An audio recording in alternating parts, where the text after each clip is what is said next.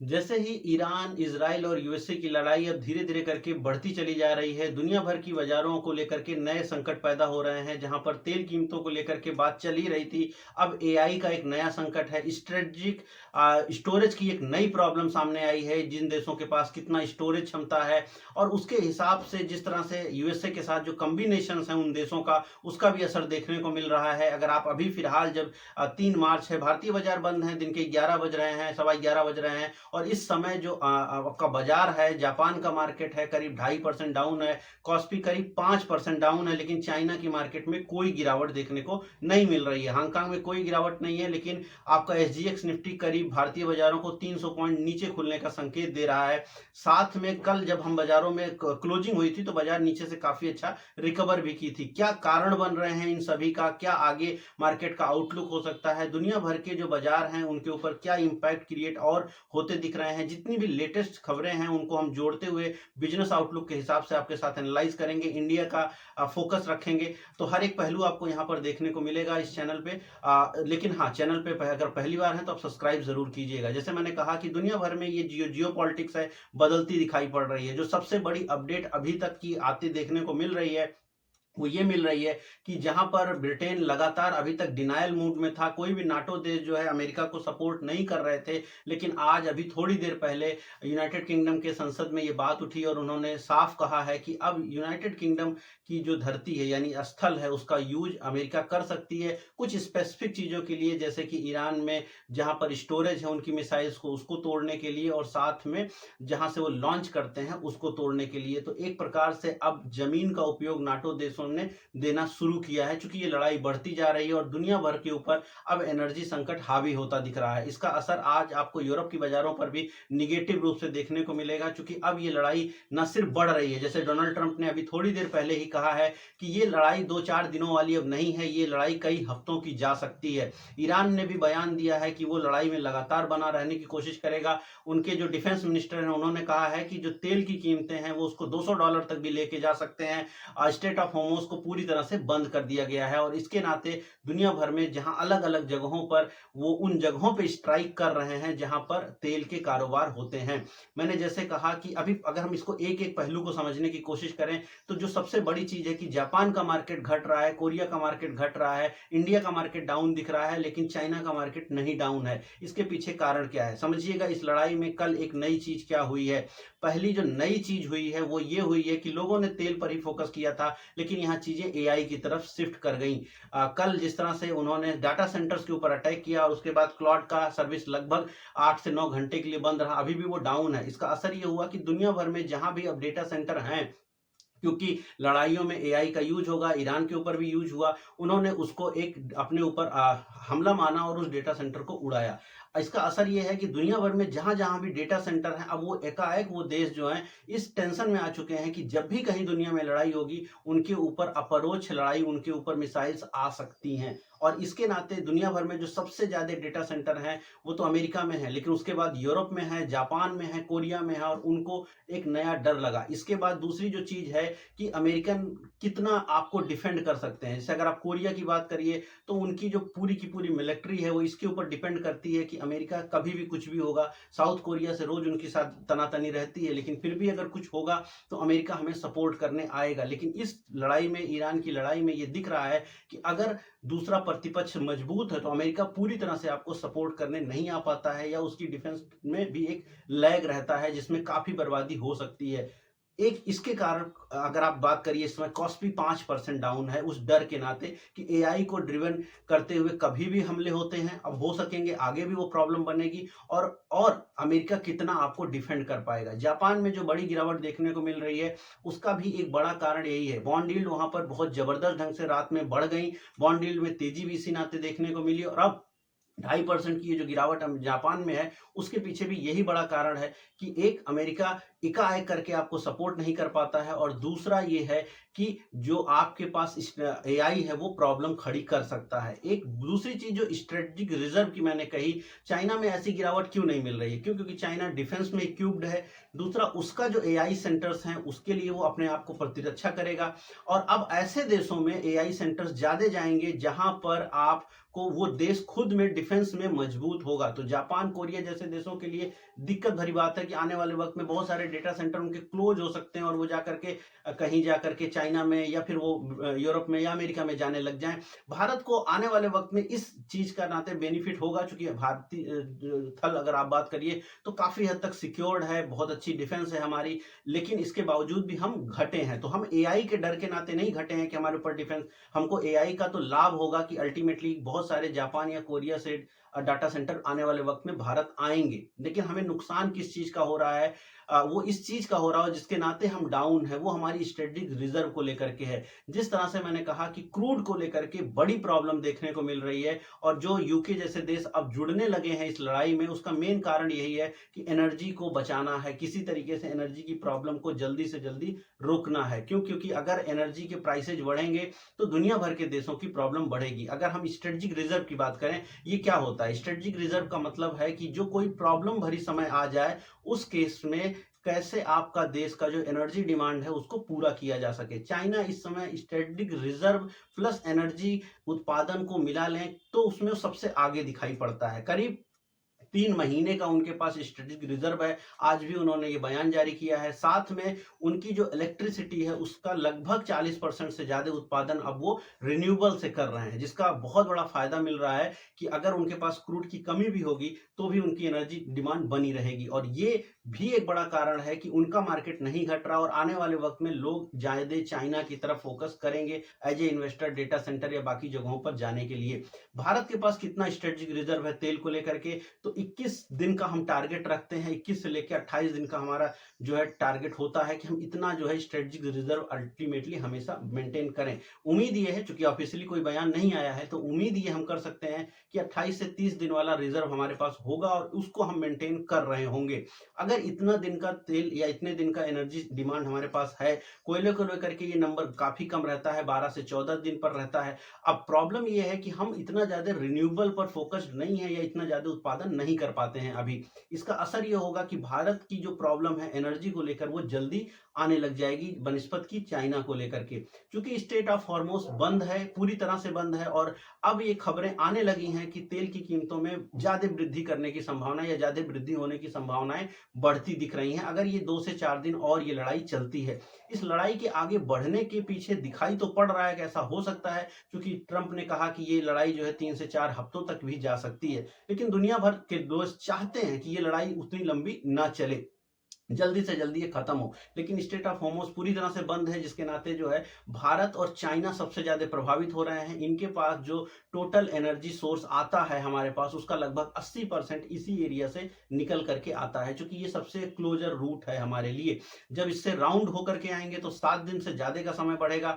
इससे क्या होगा, जो इंश्योरेंस कंपनियां हैं वो अपना रेट बढ़ा लेती हैं। स्टेट ऑफ होमोस से निकलने के लिए इंश्योरेंस कंपनियां इस समय 50% से ज्यादा जो है इंश्योरेंस की कीमतों को बढ़ा चुकी हैं। लॉन्गर रूट पर फ्लीट चार्ज बढ़ जाएगा, इंश्योरेंस चार्ज भी बढ़ जाएगा, तो वो और नुकसानदेह है। ऐसे में एनर्जी क्राइसिस क्रिएट हो सकती है और उस एनर्जी क्राइसिस के नाते ही रात में आपने देखा होगा कि नेचुरल गैस की कीमतों में भारी वृद्धि हुई है। एलएनजी जो है उसमें भी भारी वृद्धि हुई है रात में, क्योंकि जो ईरान है उन्होंने न सिर्फ कुवैत में बल्कि सऊदी अरब के अरामको की जो सबसे बड़ी रिफाइनरी है उसके ऊपर और कई सारी रिफाइनरीज के ऊपर उन्होंने अटैक किया है। स्टेट ऑफ होमोस के ऊपर ऑलरेडी अटैक है। अगर आप देखें तो इसमें साफ दिख रहा है कि गल्फ ऑफ ओमान में जो है वहां पर उन्होंने अटैक किया है। स्टेट ऑफ होमोस बंदी है। इसके बाद अलजबीर पोर्ट पे उन्होंने अटैक किया है यूएई के जो है, और इसके बाद कतर पे उन्होंने अटैक किया है जो रिफाइनरी है, और साथ में सऊदी अरब के रिफाइनरी पर। तो इन सभी पॉइंट्स पे जो ये अटैक किए गए हैं, इससे क्या है, प्रोडक्शन काफी डाउन हो रहा है। इसका असर क्या हो रहा है, जो मिडिल ईस्ट है उसकी भी एनर्जी डिमांड की प्रॉब्लम आएगी, जो अफ्रीका है उसको भी एनर्जी डिमांड की प्रॉब्लम आएगी, साथ में जो बाकी दुनिया के देश हैं उनके भी एनर्जी डिमांड को प्रॉब्लम आ रही है, सप्लाई को प्रॉब्लम आ रही है। डिमांड बढ़ रही है, सप्लाई घट रही है, प्राइसेज ऊपर जा सकते हैं। लगातार कोशिश अमेरिका की ये है कि प्राइसेज ऊपर ना जाएं, और इसीलिए जो है ओपेक कंट्रीज भी थोड़ा एक्स्ट्रा जो है तेल निकालने के बारे में बात कर रही हैं। लेकिन ओपेक कंट्रीज हैं कौन? वही तो मिडिल ईस्ट वाली सारी कंट्री ओपेक में है, और जब वो सप्लाई ही नहीं कर पाएंगी तो कितना भी पैदा कर लो अल्टीमेटली वो निकल के जाएगा कैसे दूसरे देशों की तरफ। भारत के पास जब तक तेल नहीं आएगा, यूरोप को तेल मिलेगा नहीं, क्योंकि भारत दुनिया में सबसे ज्यादा रिफाइंड ऑयल डीजल यानी रिफाइन करके पेट्रोल डीजल को क्रूड से पेट्रोल डीजल में कन्वर्ट करके यूरोप को जो बेचने वाला काम है वो हम ही करते हैं। तो हमारे पास अगर तेल आएगा नहीं तो वो निश्चित रूप से आपको यूरोप को और बाकी दुनिया के देशों को, इवन अफ्रीकन देशों को प्रॉब्लम भरा खड़ा कर देगा। तो क्रूड भारत के पास आना जरूरी है, तभी दुनिया की एनर्जी डिमांड को पूरा किया जा सकता है। तो अब ये पूरी की पूरी दिक्कत में अलग अलग प्रकार के कॉम्बिनेशंस क्रिएट हो रहे हैं। जैसे मैंने कहा कि यूनाइटेड किंगडम ने ये कहा है कि वो जल्दी से जल्दी चाहते हैं कि चीजें नॉर्मलाइज हो, और इसलिए अमेरिका ने जो उनसे दोबारा डिमांड करी, अमेरिका लगातार पूरे नाटो देशों से डिमांड करता रहा है। कल स्पेन ने उनकी डिमांड को खारिज किया था, इटली ने उनकी डिमांड को खारिज किया था, लेकिन आज जो है यहाँ पर देखने को मिल रहा है कि यूनाइटेड किंगडम ने उनकी इस नई डिमांड को स्वीकार किया है कि वो उसका स्पेसिफिक यूज इस काम के लिए करेंगे कि मिसाइल लॉन्च हो, जो कि ईरान के जो है उन जगहों पर जाएं जहां पर मिसाइल्स रखी हुई हैं, यानी उनके गोदाम आप कह सकते हैं, या आप उनको जो है डिफेंस एरिया कह सकते हैं, वहां पर वो अटैक करेंगे और लॉन्चिंग व्हीकल्स पे अटैक करेंगे लॉन्ग रेंज मिसाइल का। इसका कारण क्या है? क्या अमेरिका अपने यहां बैठ करके नहीं कर सकता? उसमें दिक्कत ये होती है कि जितनी लॉन्ग रेंज मिसाइल उतनी उसकी जो है एक्यूरेसी में फर्क होता है, साथ में जो ऑब्जेक्ट है वो डेविएट हो सकता है, अलग अलग जगह पर ऑब्जेक्ट जा सकता है, और उसके नाते जो है प्रिसाइज जो है चीजें नहीं हो पाती हैं जितना क्लोज अमेरिका आ सकता है। और जाहिर सी बात है कि जो मिडिल ईस्ट में अमेरिका के जो बेसेज हैं, डिफेंस बेसेज हैं, वो ज्यादातर जो है वो कहीं ना कहीं जंगी जहाजों के ऊपर हैं। और उसके नाते प्रॉब्लम ये होती है कि उन पर जो है उतने भयंकर या उतनी हैवी मिसाइल जो है वहां से भेज पाना कठिन होता है। और साथ में अब्राहम लिंकन के ऊपर और बाकी जो उनके बेसेज हैं उनके ऊपर भी ईरान का अटैक लगातार जारी रहा है, और उसका खामियाजा भी अमेरिका ने भुगता है। साथ में जो खर्च की बात चल रही है, काफी बड़ा खर्च अब अमेरिका को यहाँ पे उठाना पड़ सकता है। इसको लेकर के कांग्रेस में वहां डिबेट भी चल रही है कि इतना बड़ा खर्चा अमेरिका इस समय, जबकि इतना घाटा है उनके बजट के ऊपर, उसको कैसे झेलेंगे। यहाँ पर यह भी याद रखने की बात है कि वहां पे सरकार जो है शटडाउन में है, वो अभी खुला नहीं है, जो कि करीब 20 दिन होने को आ चुके हैं। तो अमेरिकन जो सरकार है वो शटडाउन में चल रही है, और उसके बावजूद भी उतने बड़े खर्च कर रहे हैं। इस लड़ाई में अमेरिका ने कांग्रेस का या सीनेट का कोई भी अनुमति नहीं ली थी।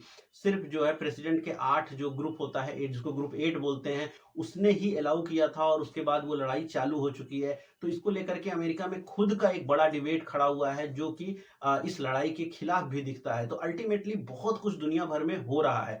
अब अगर बाजारों पर वापस से आए, तो जैसे मैंने कहा कि जापान का मार्केट इसलिए गिरा क्योंकि एआई को लेकर प्रॉब्लम है कि कल को वहां पे फिर अटैक हो सकता है, या फिर कभी चाइना या कभी कोई दूसरे देश वहां अटैक करें।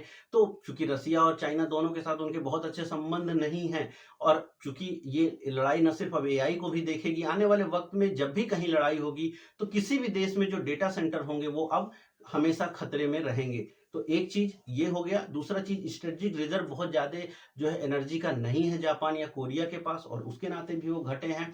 साथ में बॉन्ड यील्ड में बढ़ोतरी, और अमेरिका से बहुत दूरी, या यूं कहीं अमेरिका बहुत ज्यादा हद तक ये दिखने लगा है कि एकाएक करके वो आपकी बहुत सपोर्ट करने नहीं आ पाता है, उसको भी दिक्कत होती है। इन 3 कारणों से जो एशिया के 2 प्रमुख राष्ट्रों की बाजारें हैं वहां पे आप गिरावट देख रहे हैं। भारत के केस में गिरावट का कारण एआई नहीं है, लेकिन हाँ, इस एआई का बेनिफिट हमें मिलेगा जब हमारे पास और सारे लॉन्ग टर्म में लोग आएंगे डेटा सेंटर खोलने के लिए। लेकिन उसका नुकसान ये है कि जब भी दुनिया में कहीं लड़ाई होगा तो हम भी उसी खतरे पे रहेंगे। स्ट्रेटेजिक रिजर्व हमारा कम है, क्रूड को लेकर के प्रॉब्लम है, और इसके नाते भारतीय बाजार घट रही हैं। ये बाजारें भी कितना और घट सकती हैं, इसके बारे में कहना कठिन है। कारण ये है कि ये जो फॉल है ये डिपेंड करेगा कि अमेरिका कितनी जल्दी इस वॉर को रोक पाए। ईरान लगातार कोशिश कर रहा है कि अब इस पूरी लड़ाई का जो डिस्कोर्स है वो ऑयल की तरफ शिफ्ट हो जाए। लगभग उसने इस काम को कर पाने में सफलता भी हासिल की है। लगातार उनकी कोशिश ये है कि पूरा का पूरा जो एनर्जी पैक है वो ऊपर जाए, महंगा हो जाए। एनर्जी के बहुत ऊपर जाने से क्या अमेरिका को बहुत प्रॉब्लम है? नहीं है। अमेरिका को इससे ज्यादा यूरोप को प्रॉब्लम है एनर्जी का रेट महंगा होने से। एशिया में क्या चाइना को प्रॉब्लम है? उतना नहीं है। भारत को है, बहुत ज्यादा है। तो इस लड़ाई का जो परोक्ष असर पड़ेगा वो यूरोप और इंडिया के ऊपर ज्यादा दिखता है। अमेरिका तो है ही है उसमें इन्वॉल्व, लेकिन चूंकि उसका स्ट्रेटेजिक रिजर्व काफी है, प्लस उनके पास क्रूड का प्रोडक्शन भी है, प्लस उनके पास वेनेजुला का ऑयल भी है, तो उनके लिए वो उतना बड़ा बात नहीं है। जबकि पूरे दुनिया भर की इकोनॉमी पे उसका असर रहेगा, क्योंकि अमेरिका जब खर्च करेगा तो उस खर्च के लिए, जैसे मैंने कहा, बहुत खर्च है इसमें, और उस खर्च के लिए अमेरिकन महंगाई बढ़ेगी। साथ में जब अमेरिकन महंगाई बढ़ेगी तो आपके ऊपर टैक्स वो बढ़ा देंगे। रोज वो टैरिफ वॉर चल ही रहा है, तो फिर उसका खामियाजा कोई दिल्ली में बैठा हुआ, कोई लखनऊ में बैठा हुआ आदमी भी चुकता करेगा, भले ही वो 4 महीना बाद करे। तो इस पूरी लड़ाई से भले ही आप अपने घर में बैठ के सोच रहे हो कि मेरे ऊपर क्या फर्क पड़ेगा, आपके ऊपर फर्क पड़ेगा। हो सकता है वो आप बाजार में पैसा डालते हो तो कल फर्क पड़ेगा जब वो शेयर घट रहे होंगे, हो सकता है बाजार में ना डालते हो तो तब फर्क पड़ेगा जब आपकी महंगाई बढ़ेगी, या आपके ऊपर स्ट्रेटेजिक प्रॉब्लम्स खड़ी होंगी, या आपके यहाँ एनर्जी की प्रॉब्लम खड़ी होगी, या आपके बिजनेस के लिए आपकी सरकार टैक्स बढ़ा रही होगी। कारण ये है कि उसका टैक्स वो इसलिए बढ़ा रही है क्योंकि उसके देश की भारत की महंगाई बढ़ रही है, क्योंकि अमेरिका में महंगाई बढ़ रही है, या फिर भारत में एनर्जी डिमांड बढ़ रही है, सप्लाई नहीं आ रही है और उसके नाते वो प्रॉब्लम है, इस नाते आपके ऊपर जो है आपका महंगाई बढ़ रही है। तो अल्टीमेटली बहुत सारे कारणों से आप प्रभावित तो होने वाले हैं, इसमें कोई दो राय नहीं है। अब बाजार निश्चित रूप से इसके लॉन्ग टर्म व्यू पे रखेगी, देखेगी, और इस मार्केट में आने वाले वक्त में जिस तरह का क्राइसिस स्थिति दिख रही है, पैनिक तो अभी भी लगातार बनी हुई है। पैनिक कहने का मतलब ये है कि मार्केट तो ऑलरेडी डाउन ही था, तो पैनिक तो अब करने का कोई लाभ नहीं है जिनके पोर्टफोलियो बहुत नीचे हैं। लेकिन हाँ, यहाँ पर हेज करके चलना बहुत जरूरी है। अगर आप हेजिंग नहीं किए हुए हैं तो आपको करना ही चाहिए, करना ही चाहिए। ये वर्ड इसलिए इंपॉर्टेंट है क्योंकि अगर आप हेज नहीं हैं तो ये बाजारों में लंबे समय तक हो सकता है, जियोपॉलिटिक्स बदल रही है और इस लंबे समय में बाजारें बहुत अच्छा परफॉर्म ना करें। कोई भी रिकवरी, जैसे कल शाम को एक रिकवरी हुई, वो आप उसको टेक्निकल बाउंस बैक बोल सकते हैं। कल एक्सपायरी का दिन भी था तो एक बाउंस बैक हो गया, लेकिन जो स्ट्रक्चर है वो खराब हो रहा है निफ्टी का। पहले स्टॉक्स का स्ट्रक्चर खराब हुआ, 40-40% तक स्टॉक नीचे गए। कुछ एक शेयरों को छोड़ दीजिए, जैसे मैंने कई बार पॉलीकैब का नाम लिया, चूंकि डेटा सेंटर के केबलिंग के नाते उनको बेनिफिट हो रहा है, या ऐसी कुछ केबल कंपनियों को, ठीक है, वो 2-4 कंपनियां रहेंगी, या जो एसी में काम करती हैं, जो इंडस्ट्रियल एसी बनाती हैं, जैसे अपार इंडस्ट्री जैसी कंपनियां जो ऊपर हैं। लेकिन बाकियों के लिए वो स्थिति नहीं है कि उनको बहुत अच्छा इस लड़ाई का लाभ मिलेगा। अल्टीमेटली नुकसान मिलेगा, और चूंकि नुकसान होगा तो बाजारों में भी गिरावट है और स्टॉक्स में भी गिरावट है। और यहाँ पर जो बड़ी प्रॉब्लम यह है कि मार्केट गैप डाउन और गैप अप पे फॉल कर रहा है। गैप डाउन्स में जो गिरावट होती है वो एक आम प्रॉब्लम इसलिए लोगों को ज्यादा होती है क्योंकि वो पोजीशंस को क्लोज नहीं कर सकते, और ओवरनाइट में उनको पोजीशन बना के जानी है। अब किसी दिन फिर गैप अप भी होगा और फिर उस ओवरनाइट पोजीशन में मंदी करने वालों को लॉस भी होगा। तो ये बड़ी प्रॉब्लम होती है जब, जो कि हमारे पास ऐसे फ्यूचर्स नहीं है हमारे यहाँ कि जो ओवरनाइट ट्रेड हो, और वो एक बहुत बड़ी दिक्कत है। लेकिन उस बारे में कोई बात ही नहीं करता कि रात के समय हमको कम से कम एक गिफ्ट निफ्टी ट्रेड करना अलाउ कीजिए, या एटलीस्ट निफ्टी का फ्यूचर एंड ऑप्शन अलाउ करिए, ताकि पोजीशंस को हेज किया जा सके। जियोपॉलिटिक्स बदल गई है तो बाजारों में गिरावट बनी हुई है। लेवल्स की अगर हम बात करें कि क्या लेवल्स आ सकते हैं, उसकी चर्चा हम कल सुबह के वीडियो में करेंगे। अगर आप सुबह वाले चैनल को जरूर सब्सक्राइब कीजिएगा। कल भी मैंने बातें करी थी, सामने साफ रखा था, और मोटा मोटी मार्केट ने वही किया था। पहले हाफ में कंसोलिडेशन, उसके बाद जहां आपने 24,800 को ब्रेक किया तो फिर 24,600 तक भी गए थे, और मैंने कल आपको ये बताया था उस वीडियो में कि 24,600 काफी इंपॉर्टेंट सपोर्ट होगा। 602 से ही हम वापस रिवर्स करके 24,900 तक गए थे। 25,000 नहीं निकलेगा, ये भी मैंने कल उस वीडियो में क्लियर किया था, और 25,000 नहीं निकला है। तो फॉल बना हुआ है। क्या स्ट्रेटजीज रख सकते हैं, क्योंकि अगले 24 घंटे में चीजें और बदलेंगी, अमेरिका में भी चीजें बदलेंगी, और उसको अकॉर्डिंगली फिर हम सुबह जो है आपके सामने उस बात को और पुख्ता रूप से रख पाएंगे कि क्या स्थिति बन सकती है, क्या स्ट्रेटजीज आपको यूज करनी चाहिए। तो दूसरे चैनल को जरूर सब्सक्राइब कीजिएगा, लिंक जो है कमेंट बॉक्स में पिन किया हुआ है, तो वहां से आप जरूर चैनल पे जाइएगा। उम्मीद कर रहा हूँ वीडियो पसंद आई होगी। पूरा एक होलिस्टिक अप्रोच आपके सामने रखने की कोशिश करी है। अगर वीडियोस पसंद आ रहे हैं, अगर आपको एनालिसिस पसंद आते हैं तो लाइक कीजिए, हो सके तो चैनल को सब्सक्राइब जरूर कीजिए, वीडियो को शेयर जरूर करिए। बहुत सारे लोगों तक आपके वीडियोस पहुंचते हैं तो फिर मोटिवेशन होता है, आपके सामने चीज़ों को सही ढंग से ला करके दोबारा से रखने की मैं कोशिश करूंगा। मैं मिलूंगा आपसे कल नए वीडियो में। इस वीडियो में इतना ही, धन्यवाद।